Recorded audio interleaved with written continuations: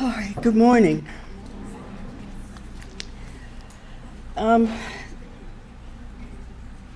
Nursing homes essentially care for some of the most vulnerable people in our society who often have high acuity and multiple comorbidities. And nursing home residents are susceptible to adverse outcomes, which can include resident safety events for a number of reasons. These include a population which is chronically frail and cognitively and/or physically impaired. They're often debilitated and deconditioned after hospitalization for an acute illness. So this level of debilitation and impairment makes them even more vulnerable. So it's necessary to find a balance between preserving resident-centeredness and autonomy while ensuring safety, quality of care, and quality of life for the residents. Particularly residents with dementia and other cognitive impairment are a particular concern since they often lack safety awareness and they may exhibit compulsive behavior. They're used to being at home where they went wherever they wanted to go, whenever they wanted to go, and now they're in a totally different environment, unfamiliar to them. So they face increased safety risks. Today we're going to discuss wandering, and then when wandering turns into elopement, and then immediate jeopardy. Wandering is defined as aimless, slow, pointless movement, which winds or meanders, not keeping a rational or necessarily sensible course. It's random and repetitive locomotion. It may be goal-directed, as if the person was searching for something, such as the exit, but it may also be aimless.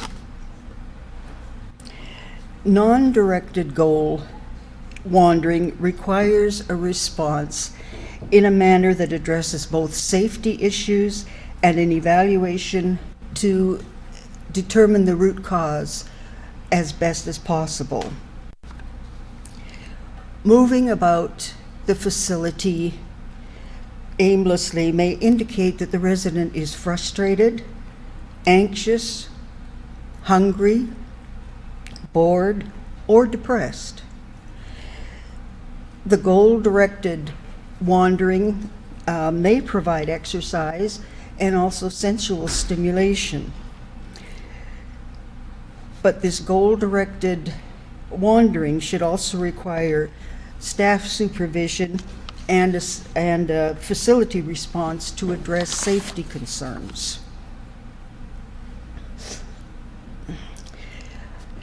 A resident may wander into another resident's room and climb into bed with that resident.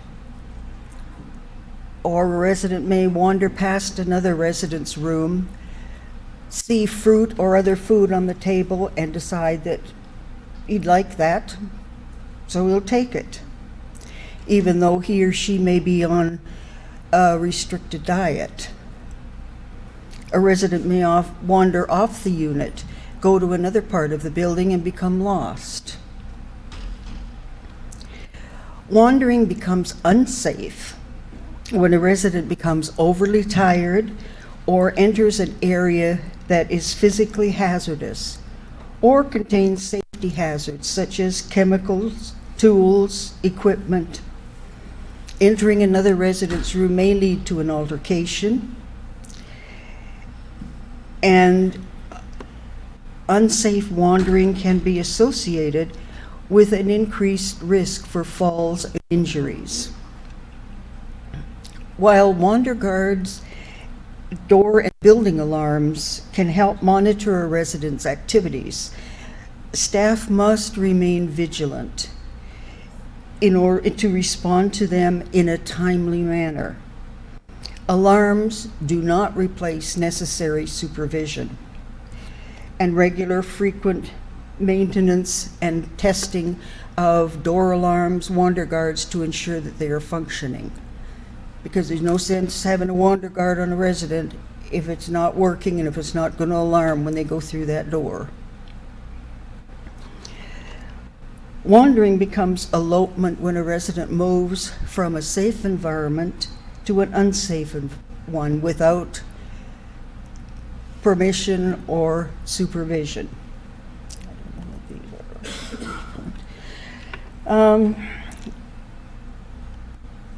Elopement occurs when the resident leaves the premises or a safe area without authorization and without any necessary supervision. A resident who leaves a safe area may be at risk or have the potential to experience heat or cold exposure, dehydration, and or other medical emergencies, even being struck by a motor vehicle, depending on where they end up. The concern with elopement is that many times the resident is not missed.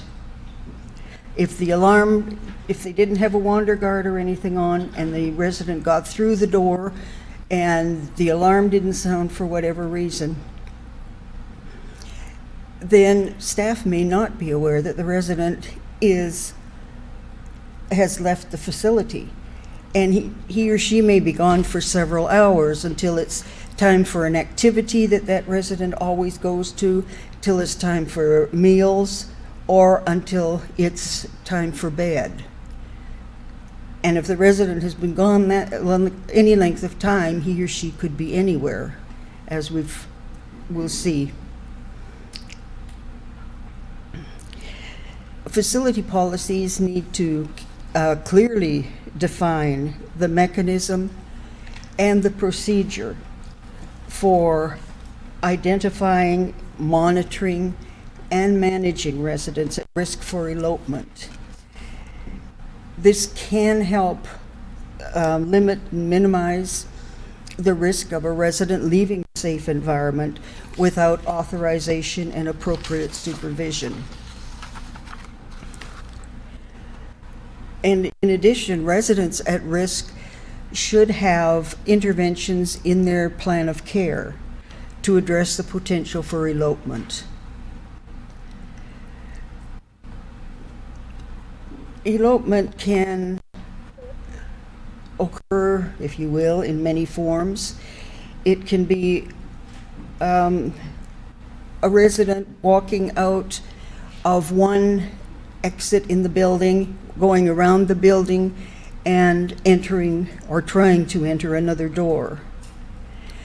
It may be a resident wandering down the road from the facility, crossing a busy street, and going to the store on the other side of the street to buy cigarettes. It may be a resident who leaves the facility and wanders down a lane, crosses railroad tracks, and ends up sitting in the kitchen of a neighboring home.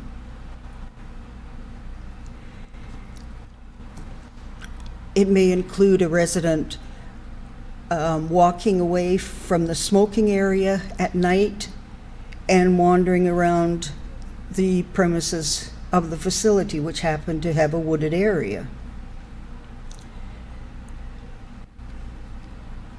It may include a resident who walks down a service road, goes to a main road on property where there are railroad tracks, which are close. And it also may include a resident in a motorized wheelchair who was blind, wheeled down the front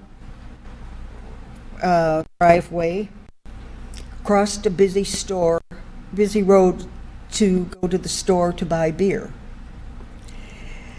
And when he was asked how he got across that road, he said he listened for the traffic. And when he didn't hear any traffic, he started off and he was waving a red t-shirt so that everybody would stop. And all of these are actual elopements which have occurred from facilities. So none of them are made up.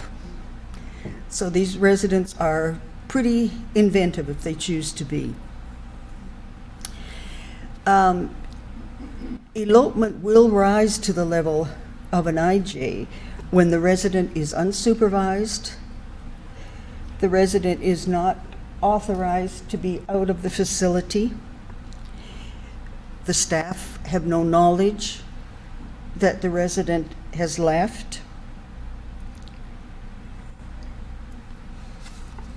and the resident, when he or she is out wandering, has potential for reaction to heat and cold, depending on what it is, potential for falls, other accidents, medical emergencies.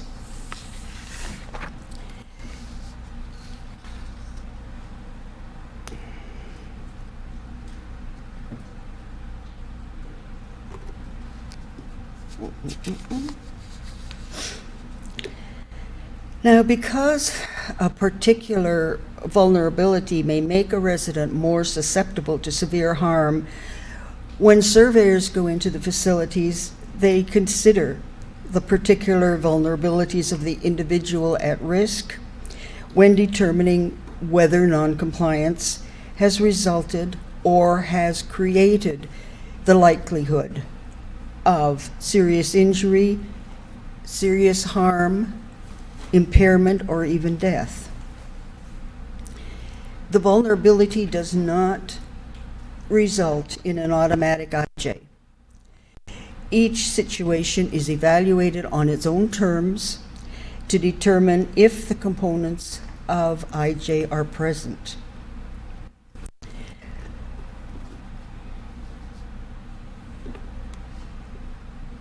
Now, when we get to immediate jeopardy, it's defined as a situation in which a recipient of care has suffered or is likely to suffer serious injury, harm, impairment, or death as a result of the provider's noncompliance with one or more health and safety requirements. It represents a situation in which the entity's noncompliance has placed the health and safety of the residents at risk. This is the most serious deficiency type and carries the most serious sanctions for providers. It represents the most egregious and severe threat to the health and safety of the residents. Some of the key changes that have occurred in the definition of immediate jeopardy. It used to be that there was the potential for a resident to experience serious injury, harm, whatever.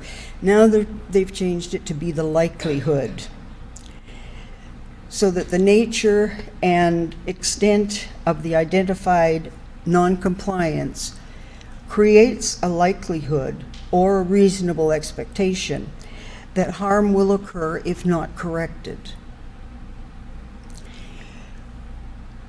Culpability used to be in the old definition, and that has been removed. And under that, it was that the facility should have known the possibility for elopement or whatever injury or occurred. So it's non-compliance is now the cause of the serious injury, harm, impairment, or death. They added psychosocial harm. And under that, we determine whether the non-compliance has caused or is likely to cause serious mental or psychosocial harm to residents. And with this, we need to consider how a reasonable person in the resident's position would be impacted by the non-compliance. And again, there's no automatic IJ citations. Each one is decided independently, depending on the findings.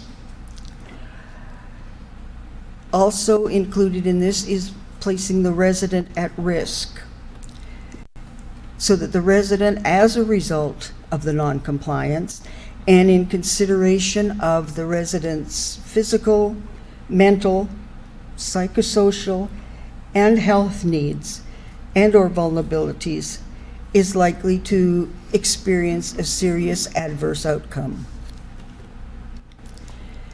And the serious adverse outcome may be physical, it can be mental, or it can be psychosocial in nature. And basically only one resident needs to have suffered or is likely to suffer an adverse outcome for an IJ to exist. Serious adverse outcomes can be further described as outcomes resulting in a significant decline in physical, mental, or psychosocial functioning, which is not solely due to the normal progression of the disease or the aging process itself. Serious adverse outcomes do not always affect physical functioning. Serious adverse outcome is obviously considered when the non-compliance caused death, loss of a limb, or permanent disfigurement. Also, IJ needs to be considered when a resident experiences avoidable pain, pain that is excruciating and more than transient in nature. Pain is considered avoidable when there is a failure to assess, reassess, and/or take steps to manage the resident's pain.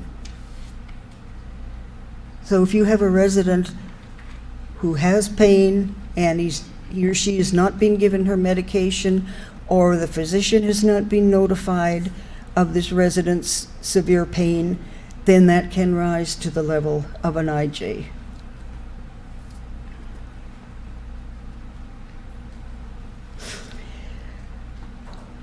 When noncompliance creates a serious adverse outcome or creates the likelihood of a severe adverse outcome, it can occur when the resident has been removed from the situation, such as when he or she has been transferred to an acute care situation, has been discharged,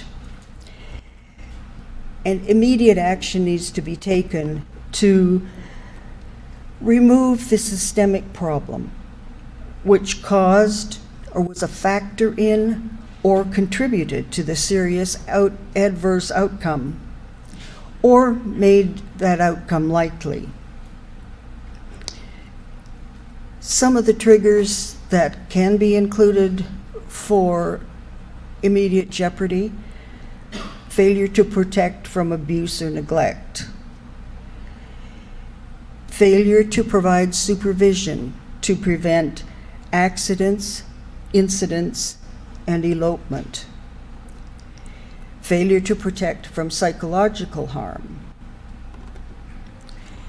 It can also be wounds which developed in the facility, or wounds which the resident may have been admitted with, but also became worse during the stay in the facility due to inappropriate treatment. There are some wounds, obviously, that are unavoidable, and the physician can document that. But if it's because of inadequate treatment, then it can rise to the level of an IJ. And also, along with the wounds, if they're untreated, or if the facility failed to follow the care plan, if they didn't turn and reposition the resident as ordered. Also, an IJ can be a failure to protect or prevent a significant medication error. Another one is failure to protect from nosocomial infections related to technique and standards of practice. And another one is failure to provide adequate nutrition and hydration, resulting in significant weight loss. So for an IJ to occur, there have to be three components. The first is non-compliance, in which the facility has failed to meet one or more federal health regulations. Second is serious adverse outcome, or likely serious outcome, as a result of the identified non-compliance. Under this, serious harm, impairment, or death may have occurred with the resident. And another point is the need for immediate action. The need is created because of the non-compliance and required immediate corrective action by the provider to prevent serious injury from occurring or recurring.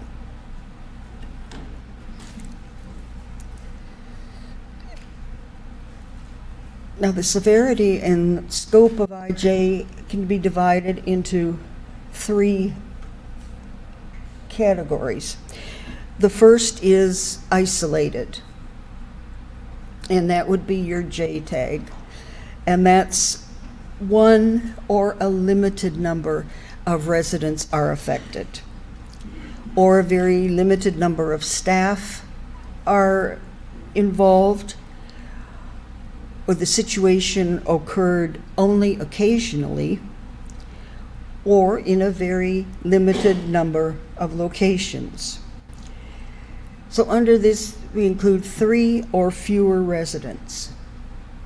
So an example of this could be 3 residents who are receiving tube feedings and were losing weight significantly, and there's no notes that the dietitian has assessed the resident in several months.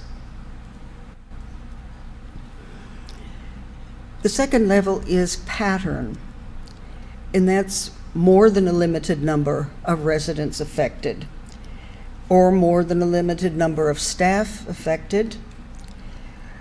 The situation has occurred in several locations, or residents have been affected by recurrent occurrences of the same practice.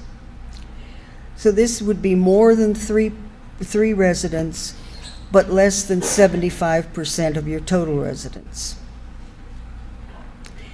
An example of this could be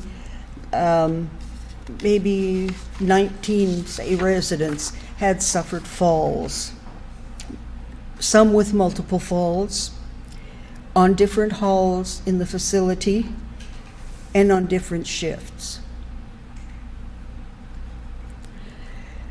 Now, the L is widespread, and this is when the situation was pervasive throughout the facility or represented a systemic failure, which affected or was likely to affect a large number of the population, greater than 75% of the facility's residents. An example of this could be a facility who has a number of residents with skin impairment, whether it be a stage 1 to a stage 4 pressure ulcer.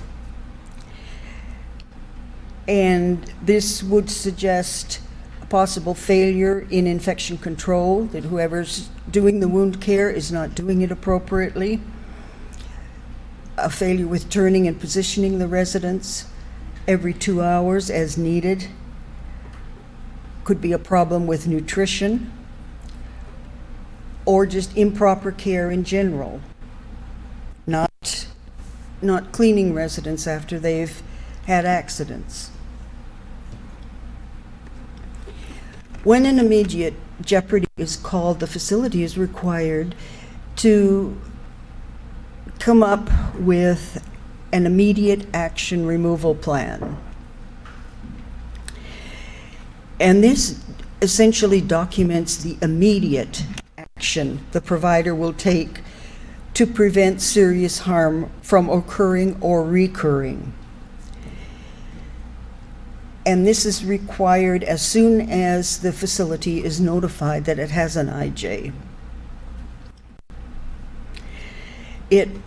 This action plan must identify those residents who have suffered or who are likely to suffer adverse outcome as a result of the non-compliance, as well as to specify the action the facility will take to alter the process or the systemic failure to prevent a serious adverse outcome from occurring, when the action will be complete, and if not it is not necessary, that the action removal plan corrects all the deficiencies, but it must state what they're going to do immediately to prevent serious harm.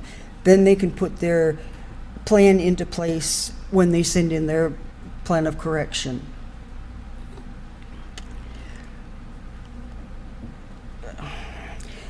Serious injury, serious harm, serious impairment, which result in or are likely to result in death, significant decline in physical, mental, psychosocial functioning, loss of limb or disfigurement, avoidable pain, and other serious harm which creates life-threatening complications.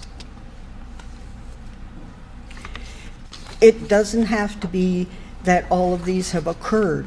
It's the likelihood that they will occur.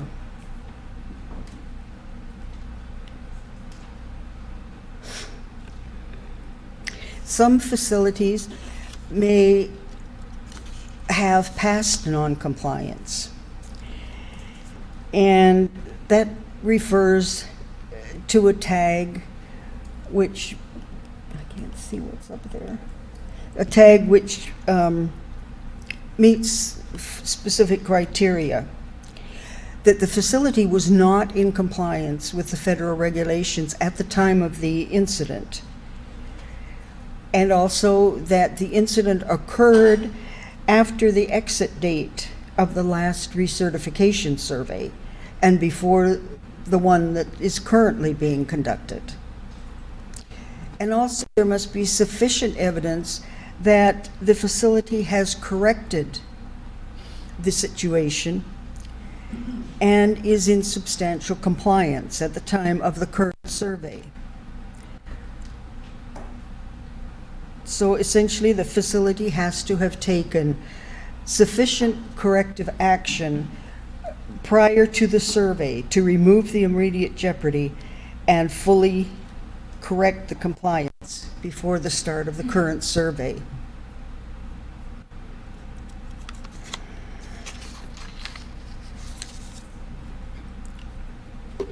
When an IJ is removed, when the action plan is fully implemented, and no resident is currently experiencing serious injury, serious harm, or impairment.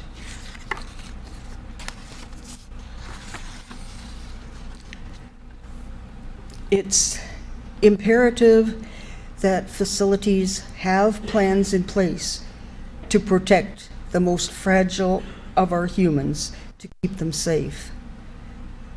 Many of them have lived their lives helping others, and now it's their turn to be helped. Thank you.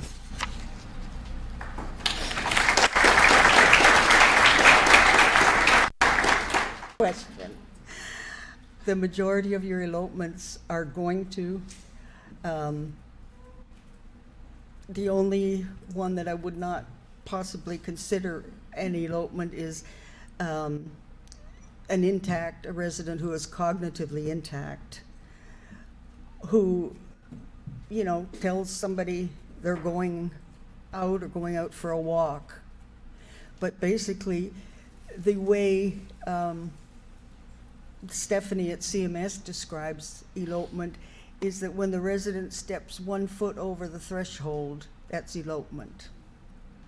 So she has a very narrow definition of elopement, and there's not many elopements that could occur that would not be an IJ just for the fact that they put the resident in so much danger. And even, you know, many facilities feel that, you know, their campus is safe and that the residents should be allowed out. But it doesn't matter, you know, where you are, there's always the possibility of some problem occurring. Ms. McDonald, just to piggyback off her question, what would you define as cognitively intact? Would you define that as the REI? I would, cognitively intact I would consider a BIM score of 12 to 15. 12 to 15. What about in some instances where you had a resident that has a BIM score of 9, and they're talking to you, they present very well, they just have that short and long-term behavior in it that majority occurs at night, would you still consider that an intact resident? No, No. no.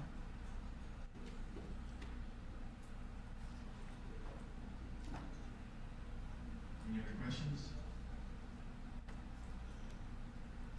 Is this, so you're Middle Tennessee, is this consistent across all 3 divisions of Tennessee? Yes, it is.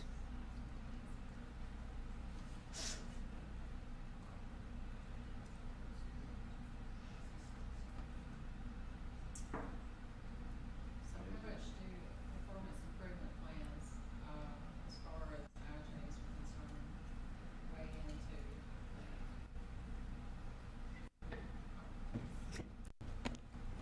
As far as facilities doing performance improvement plans and areas that they need to work on, that help when reviewed for IJs and stuff. Yes, it will definitely help, because if the facility has proven that they are aware that an situation is present, and they have taken specific measures to assess it and put something into place and are reassessing it and reviewing it, then that will definitely be taken into consideration.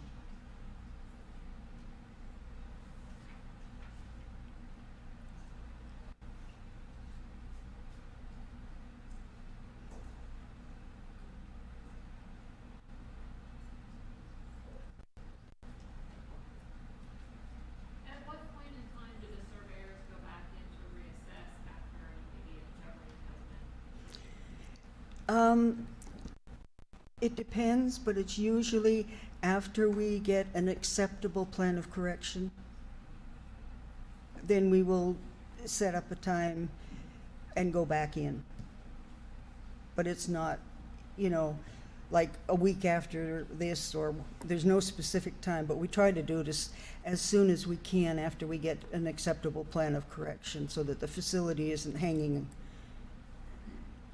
So after the acceptable plan of correction has been submitted, do the surveyors go back to follow up, or is there any follow-up after that? Yeah, when they do the immediate action plan, the surveyors verify that before they leave the facility.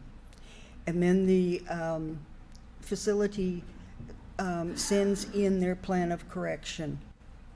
And if it's a harm or IJ, the surveyors have to make a revisit. Other ones, we can do a desk review, but harm and IJ, there has to be a revisit.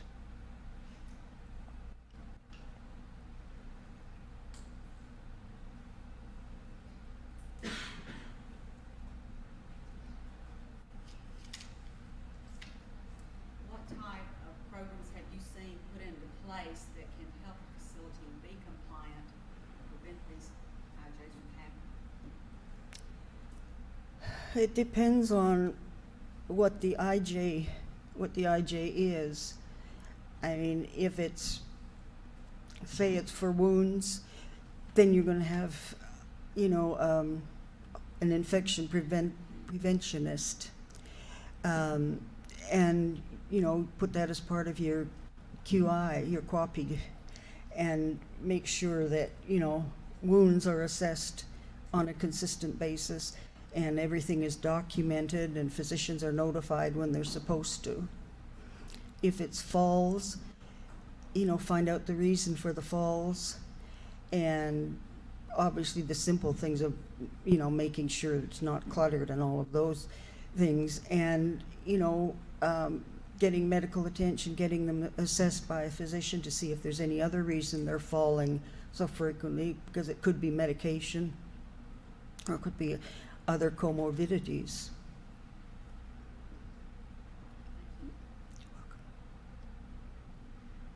A lot of the areas that you just mentioned are some form of reality for us in long-term care these days, meaning that we have residents with increased behaviors, increased falls, especially when we have to isolate due to COVID, and then coming out post-COVID, the more and more that it occurs, the weaker and the frail the residents get despite our immediate interventions. So how would you recommend us mitigating those risks?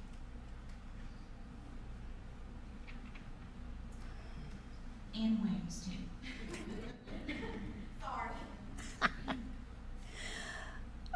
Yeah, the COVID has really put I don't know what to call it, but it has messed up everything, because all the plans we had in place suddenly changed when COVID came out, and when, and now that it's continuing. But yes, some of your residents are more fragile when they come out of isolation and when they've had their COVID.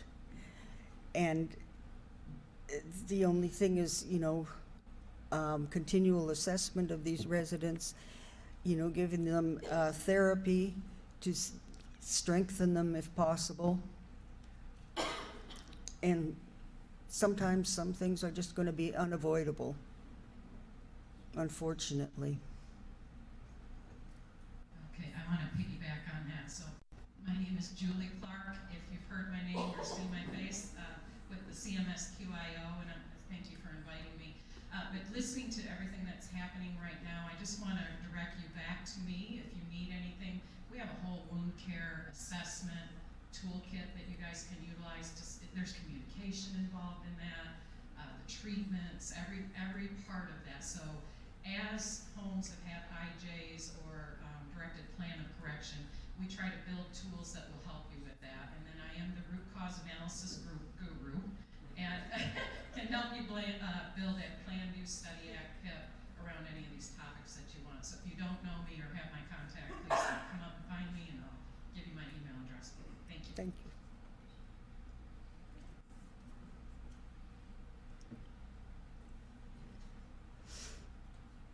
Any other questions, Blessing?